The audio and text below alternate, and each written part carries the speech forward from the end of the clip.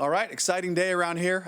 Charlotte FC getting ready for the big game tonight. We went out there on the field, beautiful day, got our practice in, and just tightening up some things in the game plan, getting the full group out there to evaluate them and getting these guys ready for the weekend.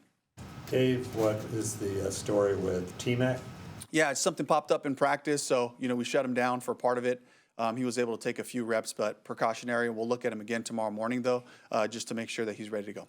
Any serious concern, or you feel pretty optimistic? Concern, certainly. So we'll just take a look at him tomorrow and see where he's at, hoping he can go. Tershawn, he's coming off a strong game against the Packers after missing 4 games.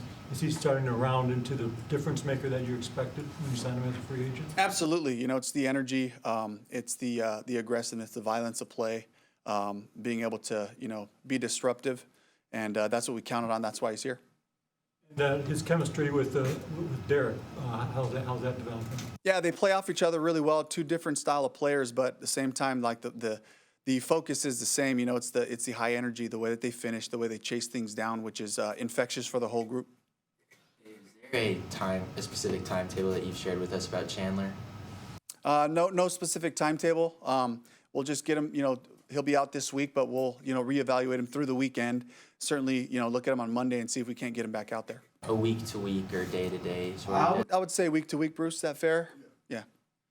And then Bryson Tmaine, obviously is questionable. What does he bring beyond his receiving qualities? Why is it important for him to be out there on Sunday? Yeah, he's a great contributor for our special teams unit. He does a lot of cool things for us there. And then certainly in the run game, he's a physical blocker. But on top of all that, just a really conscientious player, very smart. He gives us the flexibility and probably goes without noticing, but, he pops in for a play at X for T-Mac at times. He pops in for a play for Xavier at Z at times, plays the F position. And, he's been really versatile with what we can do with him in the run game and the pass game. Dave, obviously very different body type, but how comforting is it to have a Hunter Renfro available to you, who you've seen this year plug in and make some plays? I'm so glad Hunter's here.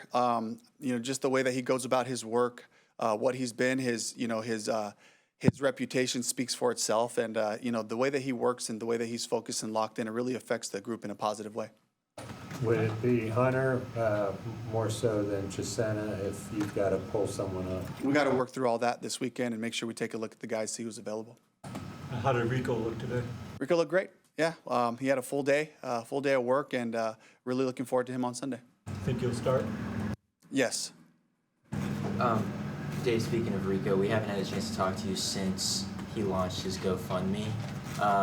And according to, I just checked it a couple minutes ago, 744 donations, $25,000 raised for the children's home in North Carolina. When you hear that, how do you absorb that? I just love the whole part of I know it was in the situation. It's it's something that we can certainly learn from and grow, but in every situation, there's a positive that can come out of it, and I'm so proud of Rico and the way that he approached this and just said, okay, this is what it was. This was the fine. This is an opportunity to create awareness and to bring the community together, which is what's happened with this thing. So I'm really proud of the way he's handled it. You talked to him and others about alternative celebrations that don't involve 1, 2, or 3 pumps. We certainly covered that. Yes.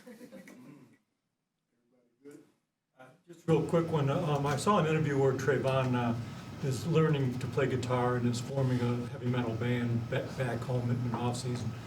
Just off the field question, but when you were young, did you ever learn an instrument? I played a couple of different instruments. Sang a lot in church. Grew up in church, so a lot of worship music and Christmas plays, different things that came up. So I'm very familiar with that part of it, and I do think it helps. It helps with just the creative side of your mind, to be able to take different situations and maybe something that might look different. I just feel like it creates a lot of creativity. It's something that I really encourage people to pick up an instrument, look into music, reading music, all those different things. I think it really expands your brain with how you take in information and assimilate things. Piano or? A little bit of piano, a little bit of drums, tiny bit of guitar. We had all those instruments at all times, and we were at the church a lot, so you just kind of tinker and try different things, and it's, part of our family background and history. My grandpa played guitar. My grandmother played the organ or the piano for church, and so it's a huge part of our family, and something that I learned about Trey early on, was some of the different things he's interested in. I'm mostly interested in the rock band he's creating in the secondary, though. That's my main focus right now. So, and I know that's his too. Dave, I imagine after a momentous win like the one in Green Bay, a lot of the priority will be refocusing and getting back to work. How do you think that the team responded to such a win in practice this week? I think they responded great, coming back into work on Wednesday and understanding that it requires all of our energy to be focused on the opponent. The Saints are coming in. We got to look at all the stuff and be locked in. There can be distractions. I want to make sure that the guys take from the Packers game the lessons of winning the turnover battle, and we turned one over, but we were +1 in that. All the critical variables that led to success, that led to the win. Let's capture those things more so than trying to make it more than what it was. It was a win, and every win is great for us, but it's the confidence in our process. It's the confidence in the style of football that we play that works for us, and those are the lessons that we have to take and we have to carry over week after week. We've seen Rob Hunt out there a couple days this week. What's his timeline? I can't give you a specific timeline. I know he's running around and moving, doing a lot of still his upper body rehab, but he's getting his legs going and making sure that his cardio base and lower body strength is there as his arm continues to catch up in RTP. And so they're bringing him along. He's right on track. So and he's into it. He's been there like all day, just working with the training staff. So just counting him to take it week by week, and we'll see where we're at. There's a chance you'd have him this year? There may be. I think it gives us an opportunity to go into the bye week to kind of evaluate where he's at physically. So that gives us a little bit more space and time, having 4 games after the bye to kind of evaluate that. But again, it's going to be week to week, and it's all going to depend on making sure that he can do his job well in a safe manner where he's not putting himself at risk and he can be effective the way we know he can.